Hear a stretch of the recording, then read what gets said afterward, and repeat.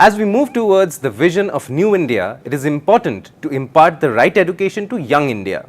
We have BJP leader, Rajya Sabha MP and author Dr. Subramanian Swamy to discuss the role of Indian gene in education. Senior journalist Kaveri Bamzai will also be joining the conversation. How are you, Mr. Swamy? All well? Yeah, it's going strong. Great. So today we thought we'll talk about the Indian education system and perhaps compare it with China, because we so love to compare ourselves to China. And this is perhaps something that we really should emulate from them. But you know that better.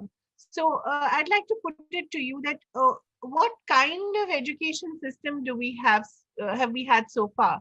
A lot of people tend to think that it's produced Macaulay Putras and Macaulay Putris and pseudo liberals, a very popular word with a lot of people. Would you agree with that? Well, I would broadly agree with it, that this system has not changed much since Macaulay's time. And Macaulay stated his objective very clearly. He said, I want to create people who are Indian in blood and Indian in color, but in habits, they must be emulating the British. They should dress in British code, that is suit, boot, and all that. And they should speak English, not Sanskrit. And that they should adopt British morals. That also he said very clearly. I don't know what British morals are like, but anyway. Yeah. So then he ensured, he said that one row of a book stall is worth the entire Sanskrit literature. And many places where we know about the Mughals burning down our libraries, but the British also went systematically by. But they were a little smarter that they wrote an alternative history. The Mughals, they just burnt up things, but they didn't form an alternative history. The alternative history is not, we are not one country, we are not one people. The north is Aryan, the south is Dravidian. These are words which they have taken from our texts. And Dravidian, actually, originally, Shankaracharya, Adi Shankara was the one who created that word, means where the three oceans meet or the three coasts meet, Travid. You see, Travid became Dravid. And then the Aryan, there is no such word as Aryan. There is only a word called Arya, and Arya applies to anybody who's a cultured person. It could be northern, southern, eastern, western. Right. So he created this Dravidian movement, which said that we originally ruled, and then the Aryans came from Europe, and then they were lighter skinned. Of course, if you are living in the north in the snows, you're going to be in the lighter skin. And if you're going to be near the equator, the pigmentation will change, and pigmentation's got nothing to do with race. And that is why now the DNA studies show that we are all one Indians. There is no such thing as Northern Indian and Southern Indian. So they created this psychology, and then they wanted people who would become clerks in their governmental establishment. Right. And anyone who thought independently and had any ideas of freedom, he was brutally treated. Look at how Savarkar was treated. Yeah. You may not like Savarkar's view, but his fundamental problem, which with the British, was that he said he wanted India to be free. And he said that we are traditionally a Hindu country, and it says Hindu culture should be the foundation. And they made him into an extremist, they made him into a thing, and so they ruined his life and tried to break him. So the same thing goes with others. Now, in the case of Mahatma Gandhi, of course, they because he was so non-violent, he didn't want an overthrow. They put up with this, but frequently sent him to jail. Subhash Chandra Bose, they were frightened of him, and especially after he was able to collect together an army and this impact on the British Indian Army. The British had always said very clearly, as long as the army is with us, we have no problem staying in India. The day they turn against us, we have to leave because we are too small in numbers. And 1857, they had been systematically building a submissive army, but Subhash Bose had created this feeling. So I'm going back to say that what they created is somebody who's complicit. who doesn't think out of the Right. box. And the rest of the society will pounce on anyone who thinks differently. And that happened to me when I came back from Harvard and I said socialism will not work in India. Mrs. Gandhi was the one who, was most upset. And I wasn't allowed to teach. I was sacked from IIT. You weren't allowed to teach at Delhi School of Economics as well, wasn't it? Yes, that's right. You see, I got a letter from Mr. Amartya Sen, who was Right. the department chairman, saying that please come here. We have decided that you will head the chair for China and be a professor. When I arrived here, he disowned his letter. He says circumstances have changed. What circumstances? The Congress split and the communists joined with Congress and they part of the coalition, ruling coalition. And now all these communists decided that they will make all the institution communists, like the JNU was made. So he said, no, I can't implement this thing. I'm sorry, I can't live by my letter. And so meantime, the IIT, which had been earlier writing to me when I was at Harvard, I told them I'm available and they appointed me as professor. And I taught there for about 3 years. And I wrote a book called Swadeshi Plan, which irritated Mrs. Gandhi so much that in the floor of parliament, she read out extracts of it. And of course, she named me Santa Claus. He's promising the atom bomb, he's promising self-reliance, he's promising this. But ultimately, that's what worked. And during the transition. Yeah. So anyway, the thing is that this illiberalism has come from that time. You see, it's not a question of something that we have acquired recently. It has been continuing. No one with a view, which is sort of is a replacement for the existing British education system, was permitted, and they were all run down as extremists, as Hindu fanatics, fascists, Hitler, and so on. And it still continues to some extent today, but it's becoming less and less. So I think when you say pseudo-liberal, it means that you're only liberal for those who think like us. Yeah. Anyone who doesn't think like us, you don't think that's a challenge? Let's have a debate. Let's discuss. Let's see who. This is the Hindu tradition. They're called Shastra. This Adi Shankara went all the way from South India to North India to argue, and converted all the people from Buddhism back to Hinduism. So that's our tradition of argument. And this argument, you see, was taboo. As long as it's all right, you can argue within the framework that the British put us together. We are Aryans and Dravidians. We are not one nation originally, and the British put us together. And we must be liberal. We must treat, Hinduism is not anything special compared to other religions like Islam and Christianity. And secularism means full equality. It means not to talk about the past. And then you become an obscurantist if you talk about the past. Yeah. So this is the format in which we have been functioning, and that's still continuing. And I regret to say BJP has not been able to bring about a cultural change, which is what we originally said we would do. We are still struggling. The educational system has the same books, same nonsense in it, same untruth in it. And we unless we make these changes, these pseudo-liberals will be turned out. And this English language, which we are using it just now because of compulsion, actually makes it easier. And therefore, from the very day one, Mr. Jawaharlal Nehru didn't agree. Otherwise, we could have imposed not Hindi, we could have said Sanskrit. Right. And like the Jews have recreated Hebrew, we could have, given a rebirth to Sanskrit. Devanagari script, which is not only Sanskrit script, but Hindi script, Marathi script, Nepali script. It's a most scientific script. And today, just one more point.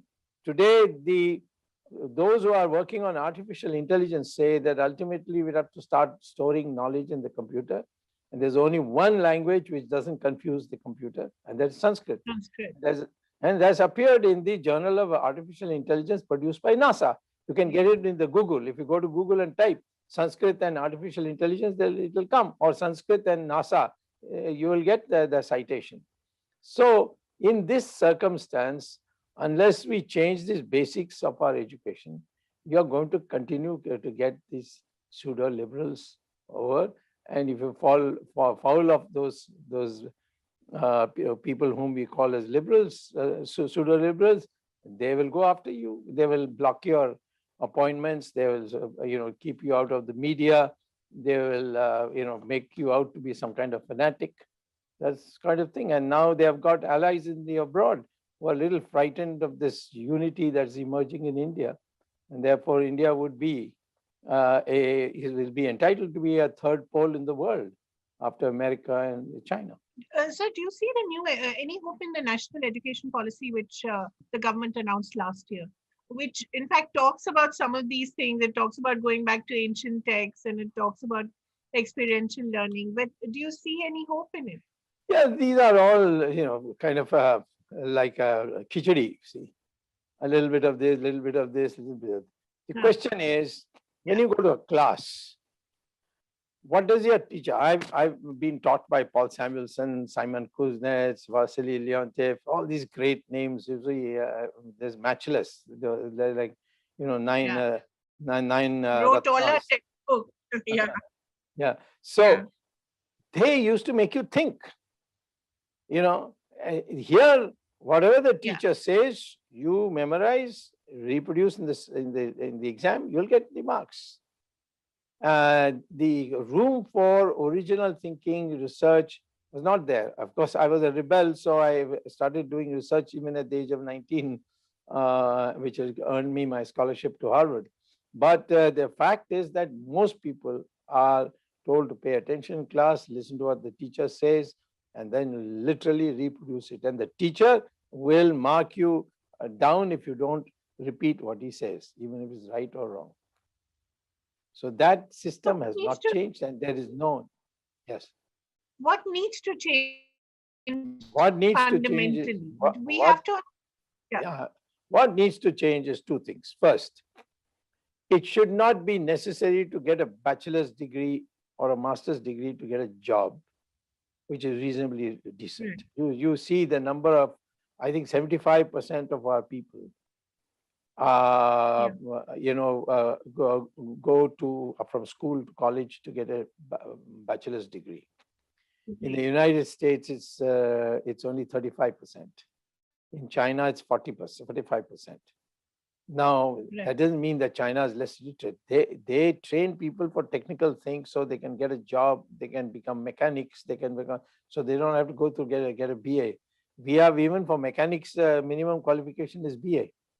You see, so therefore, first is that those who go to higher education must be committed to research, and they may drop out, fail out. But the second is, you need to give a very decent salary to the teachers.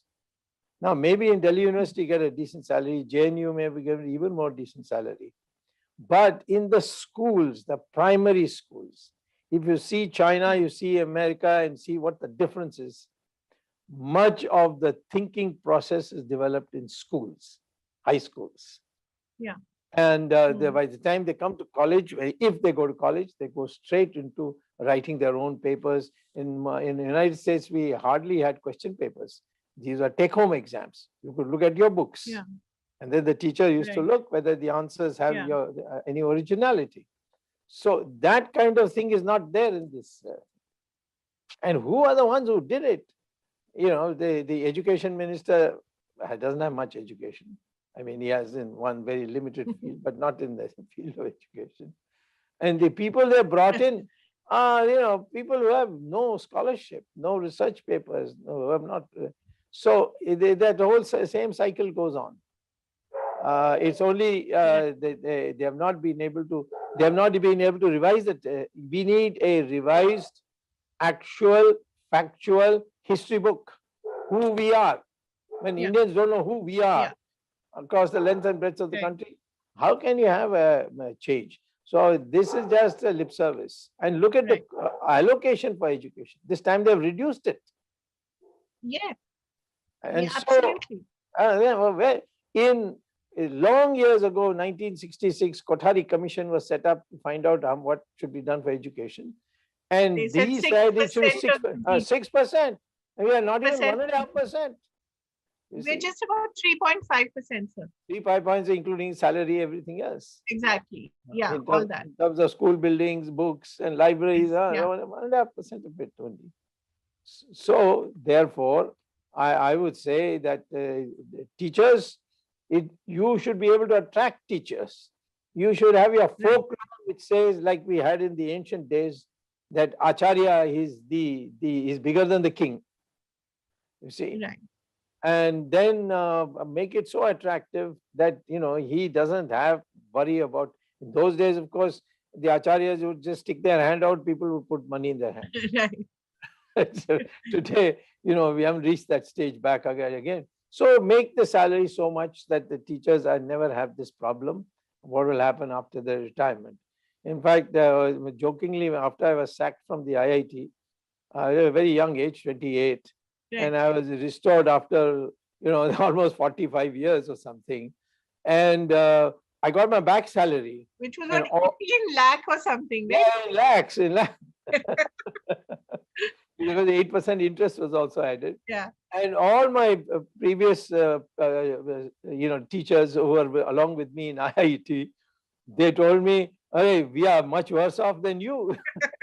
We thought your career is gone, you're doomed, you're finished after you got sacked, because we knew you wouldn't get a job anywhere in India," which I didn't. Yeah. But they say now you have got a lump sum, which even our retirement fee and gratuity, nothing adds up to it.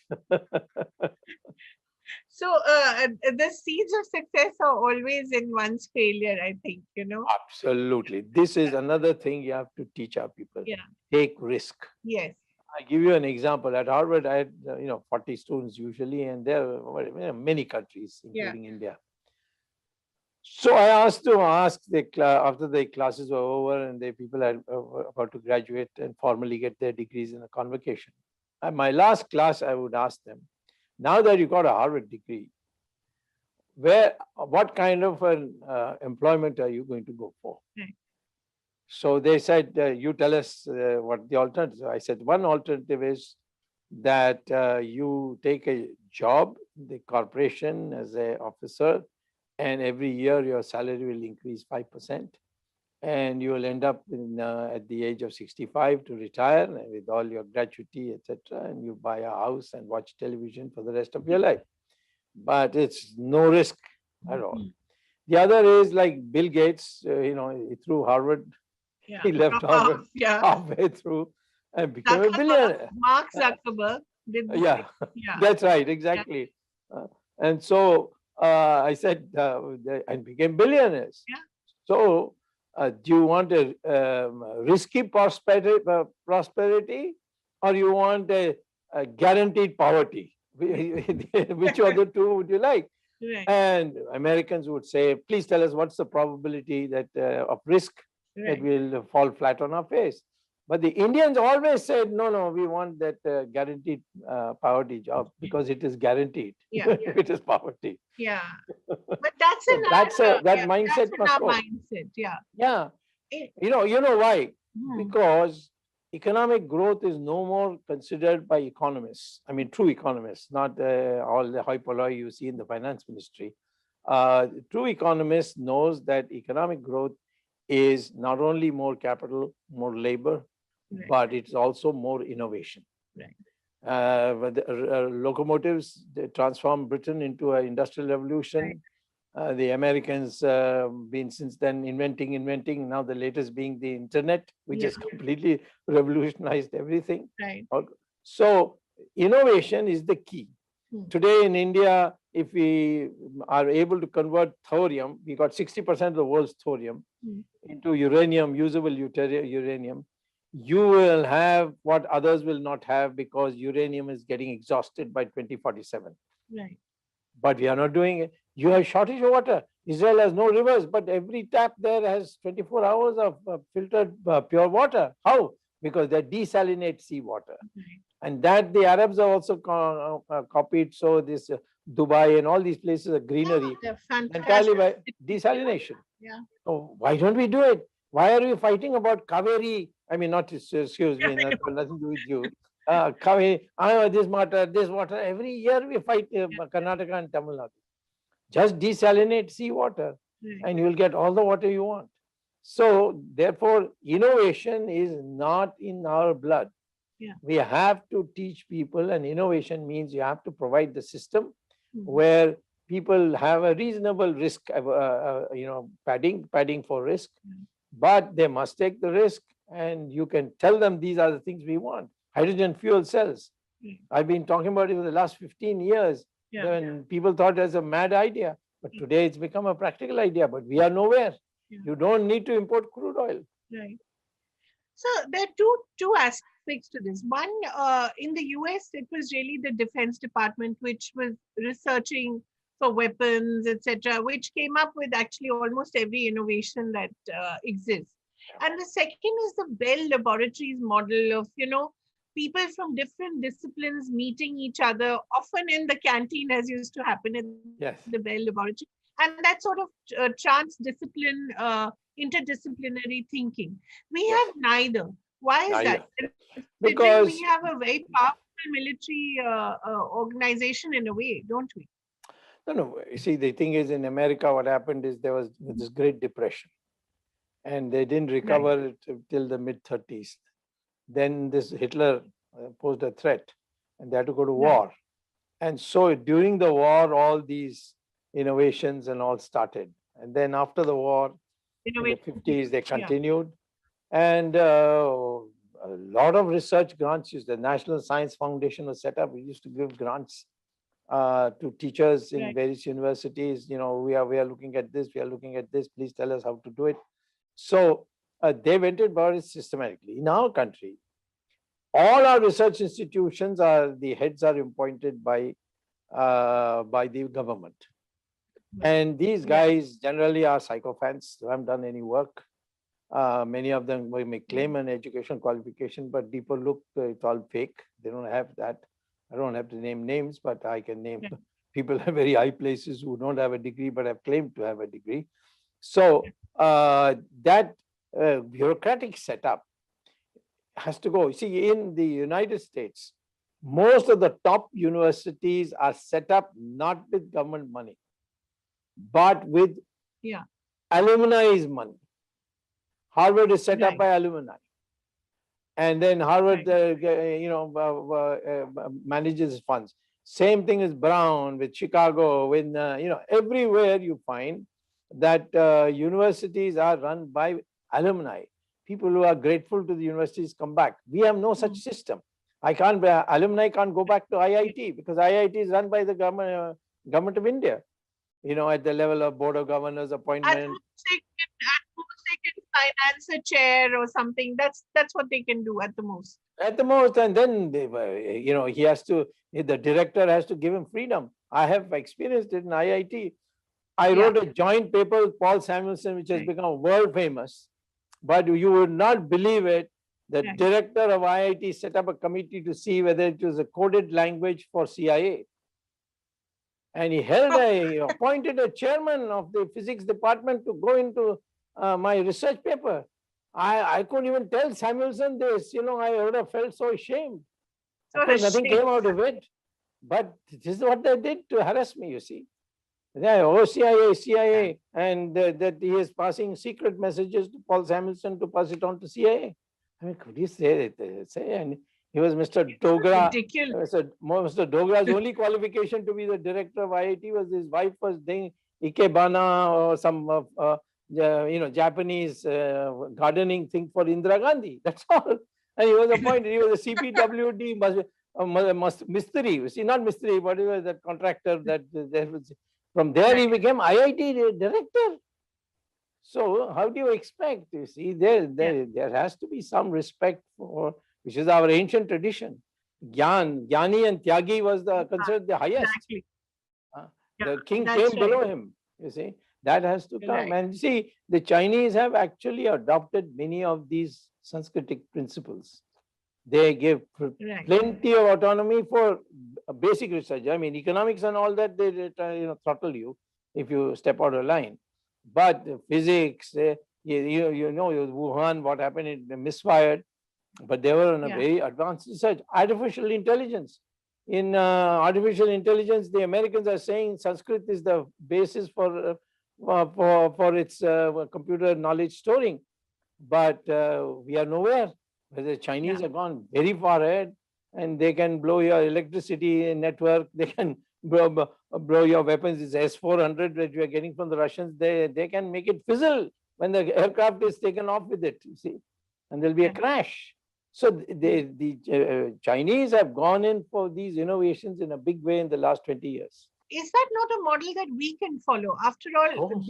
at one point, we were almost equal, weren't we? No, we were ahead of them till about 2005. Right. After that, the decline started, and now during Narendra Modi's period, the gap is widened. See, Right. Narendra Modi is a great,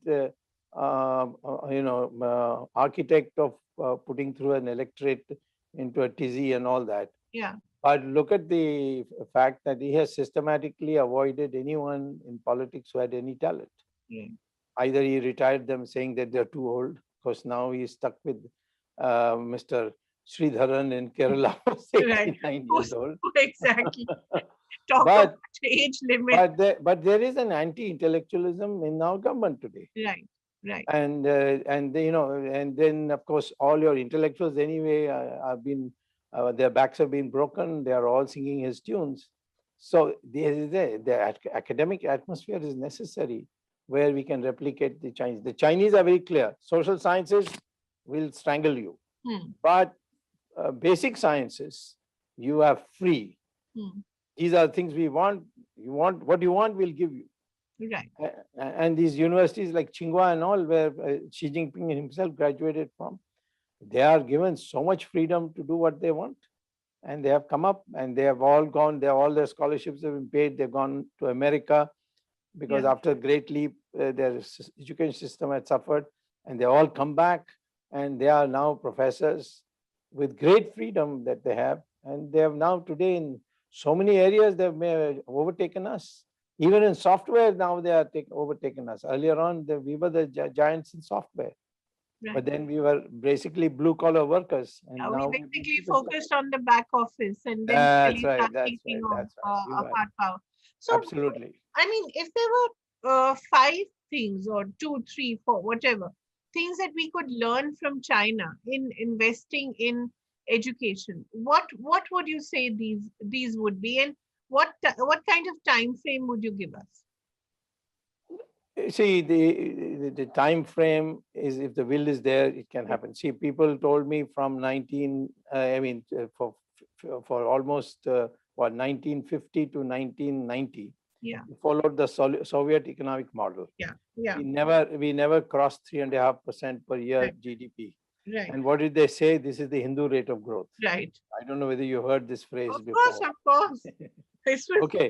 If I- pre-liberalization. This is all we used to hear. That's right. And it actually was a communist rate of growth because we are Right. following the 5-year plans and so on. Exactly. What happened, it began with Mr. Chandrasekhar, but he lasted very little. Yeah. But Mr. Narasimha Rao made a clean break. Yeah. And we went up to 8% in 5 years from 3.5. Hmm. And people that said at that time, please go and read the newspapers, that, Narasimha Rao is gambled and he's got people like Swamy to drive him nuts and so on.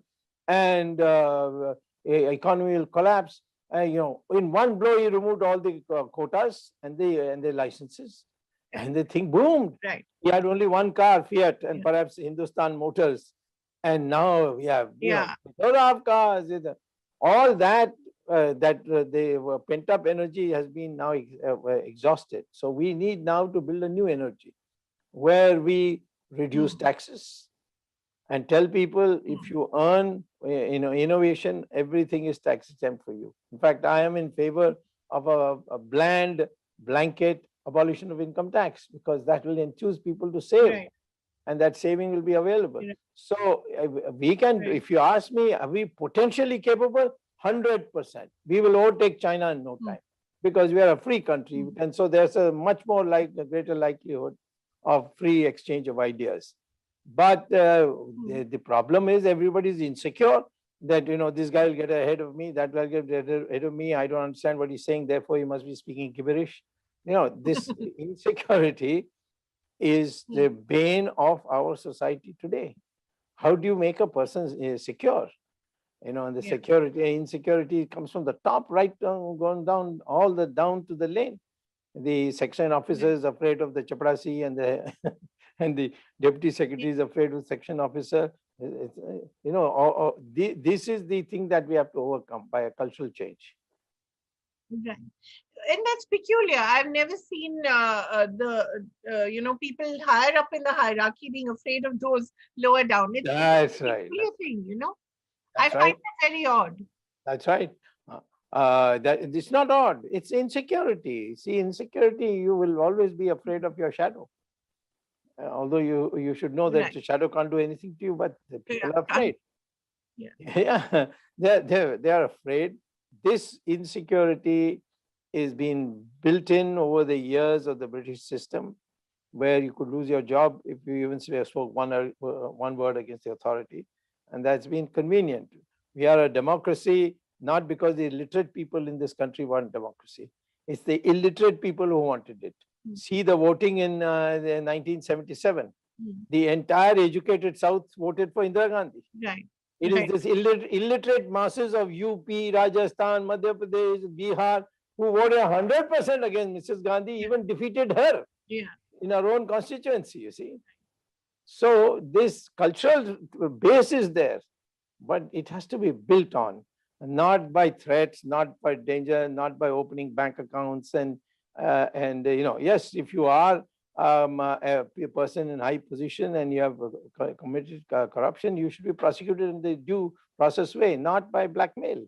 You see, so this fear that is there has been consistently throughout the last 75 years that we have been independent, has been compounded and made more extensive than it was in the British period. So what can we do? We can certainly invest more in education, build more universities, but it's not just building more universities, it's also the mindset. Yeah, absolutely. Absolutely. Well, if you want the long run, the long route, parents should bring up their children to be questioning. Yes. If you go to America and a father and mother are taking their the son and daughter to Disneyland, you will find all through the walk that boy and girl are asking their parents, why this? Why he's got such big ears, Mickey Mouse? In India, if a child asks more than one or two questions, he says, shut up, otherwise I'll give you a smack, We don't encourage people to question. So it has to come, it can come fast, you see, because this has been our ancient tradition. It's easy to, it's just dormant. Yeah, it's just dormant. You just to awaken it. You have to just awaken it. We are today a democracy still because of our ancient traditions, you see. And we are still people who, if they don't talk in the front of your face, they talk behind you at least, which they can't do in Soviet Union and other places. But we do. So we have that background tradition, which extolled dissent, and had debates. Even the conversion of Buddhism to Hinduism was done by Shankaracharya by debates. He said, if I lose the debate, I will convert to Buddhism. If you can lose the debate, you convert to Hinduism. And that's how he changed the whole country. So that's a tradition which you have to bring. Be tolerant of people's views, have respect for them. And of course, there are limits, there are reasonable restrictions to all these freedoms. But you must exude that confidence that yes, you will you'll welcome. The more you do that, then you don't have to do it for the schools, education, this thing, that thing. All will come as a part of that. It is the way of thinking without a mental block. If you read any book on emotional intelligence, what does it say? Of course, there are other intelligences like spiritual intelligence and innovational intelligence. What it says is your mind should not be blocked. When you first write a research article, never criticize yourself while you're writing it. First write it, second draft you start the criticism. Right. So there should be mental blocks that are there, they should be removed, and it can be, it needs propagation, and it needs propagation from the top. Right. And conformity is something that you should not insist on, except where discipline is required, like in the army. But otherwise, conformity should not be imposed on the people. And this westernization, the idea that we must be westernized in order to be modernized, that mentality must go. Dr. Swamy, I wanted to ask you a personal question. How did you're a product of the same system. How did you personally sort of overcome all these things? After all, you went to the best institutions as well. And you could also have been a Macaulay Putra. How did you escape that trap? I think in childhood, I was rated my parents had 5 children. And I was rated the dumbest. Really? Absolutely. And they all, they were used to speculate whether I'll be a chaprasi or a trainee in the Bhilai style. There was a new steel plant coming up called Bhilai Steel Plant. Yeah, of course. Whether I'll become of modern India dams and that my future lay in becoming a foreman in Bhilai Steel Plant. I'm telling you, I was run down completely. But maybe my mother was secretly improving my confidence. I don't know. But I didn't do very well in school. But suddenly I was, brilliant, broke all records in college in mathematics of the least expected. And today, many of our people, my father's friends and their children, so on, whom I knew, they feel a little shamefaced when, I confront them with what they told me. I have a bad memory. So I would say the biggest thing that happened in making a serious change in my mental attitude was my training in America. Okay. Where these professors loved you, they promoted you. There was no running you down or making fun of you. They welcomed you making mistakes and then correcting it. That is the Jewish tradition. Right. Which immigrant Jews came to America. Right. America is losing a bit of it now because it's getting polarized society. That is the thing that promotes. In my case, it is that 10 years in America at Harvard with the PhD and then teaching there, that set my mind. And then when I came back, I faced all these discrimination, but I had the mental attitude that I will not go back to America, but I'll fight it here, even if I have to give up my teaching profession. And one success led to another. In sense, it was always up and down, but the more the ball was pushed down, the more it went. Right. And even today, I have the same problem. I've been run down by my own party members who have been paid to tweet against me and so on. It doesn't matter. But in all, the most important thing is this has to be inculcated. It can't be born. You can't be born. Have a thick skin. Just ignore criticism. Do what you think is right. And you may ask people's advice, but ultimately you must make up the mind and blame nobody else. Right. Then I'm telling you, if all people's great lives, you have to read the biographies of many people. Yeah. Get that confidence. Yeah. Right. So did you in your childhood look up to anyone in particular? I'm asking because a lot of students struggle. They struggle to find their core. They struggle to find their self-confidence. Was there anyone you looked up to? No, absolutely none. Because I was never, told about anybody because they thought I was a gone case. I mean, just basically, as I told you. Did you resent your father for doing that, or did you? I had a big quarrel with him, but to his credit, 3 days before he died, he told me that he wanted to apologize to me. I said, what for? Oh. So he said, I've been very harsh with you. I said, that doesn't matter. It improved me. So I have to thank you. I mean, it was good of him to have. So yes, no doubt. I had problems with my father. Of course, like all Hindu mothers, my mother, anything I said was right. I can't do any wrong. She was the other extreme. Right. But my father, Sometimes I you had, need that unconditional love. I think you need that to yeah. build your Oh, self. yeah. Mothers are capable of that, and that's what you need. Yeah, Right. it's true. So, to any aspiring student, any aspiring researcher, if you had that Harvard class in front of you again, Yeah. what would you tell them? What are the two things that they need to do? Well, this is an attitude which has to be cultivated. It's not natural. Right. Not what you are taught. Yeah. And I've learned this from Gita. Hmm. Never be afraid to take risk. Right. Of course, talk to people and make sure that you're not taking a wild risk. Right. Okay. 2, never be dependent on your mood to be dependent on the result of your action. Right. And that's what Krishna teaches you also in the Yeah. Gita. Right. You are only entitled to work, but the fruits of that action, I will decide. Right. And you will get it in which form, what, when, and all, it'll be part of your karma. And one day you will get something without doing anything, and someday you will get nothing after doing a hell of a lot. Right. So take that, in your stride. So I will say to everybody, and it is, I run a class online for all these matters through the Virat Hindustan Sangam, which Yeah. I created. So there, I only say this: you have freedom to act, but you have no right to expect the reward for it. You can work for a reward, and you can hope that you will get it. But if you don't get it, nothing, move on to something else.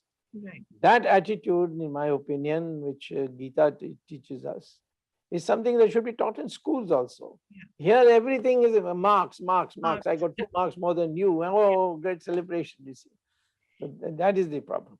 And so, would you add self-study to it? If you don't know something, then study it. Do it yourself if you have. I tell all my students, I've told all of them in my class, read what I'm going to teach tomorrow. Right. Come to class and pay attention. Right. That means concentration. It's a training. Then go back and review what you are taught. Yeah. I can tell you, you don't have to study for the exam at all. Yeah. I broke the record at Harvard. Nobody can pass the PhD generals within less than 3 years. I passed it in 6 months. Nobody can get a PhD without less than 4 years. And that from the toughest thesis advisor, Simon Kuznets, I got it in 1 year. And I became a member of the first Asian to become a member of the faculty at Harvard. So these are, people think, when they think of me, they think these are all shows of I have some genius. No, it is you select a target, but don't be attached to that target. Right.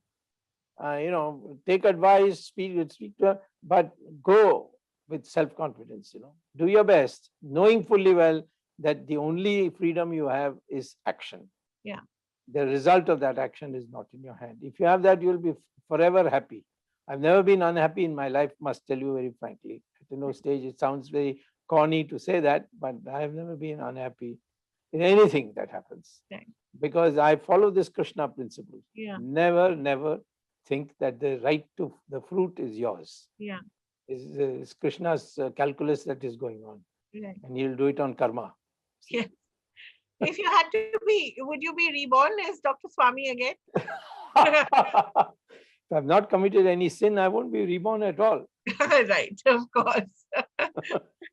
Thank you so much. It was such a pleasure talking to you. And I think it's very inspiring to listen to it as well, especially for young people, I think, who at this moment in history are really facing a very uncertain future. That's right. And I think they really need something to hold on to, which is not really, currently there's, as you said, such a wave of anti-intellectualism sweeping the country that they tend to think that, a life of the mind doesn't matter, but it matters, doesn't it? Absolutely, no question. Yeah. Freedom to think and allow the other person to think also. They say, I was never allowed to think. Whatever I said, I was, made into a fanatic, and that is spreading all over the world. That intolerance. You can disagree. Yeah. You may not want to keep the company of somebody else, Hmm. But don't say that he can't hold these views, Yeah. unless it's, of course, against the country. That's, but that has to be a very strict definition. Yeah. It can't be a loose definition that if you're against the prime minister, you must be against the country. Then, can't have that. Thank you so much for talking to us. It's always been a pleasure. Thank you. I know you've always been a good interviewer also. Thank you very much. That's a great compliment coming from you, sir. Thank you. That was an intriguing conversation. Hope you enjoyed that session. If you want to catch the other sessions, you can log on to eventexpress.com, newindianexpress.com or edexlive.com. If you are more of a social media person, you can also join the conversation on Facebook, Twitter or YouTube. Thank you for watching.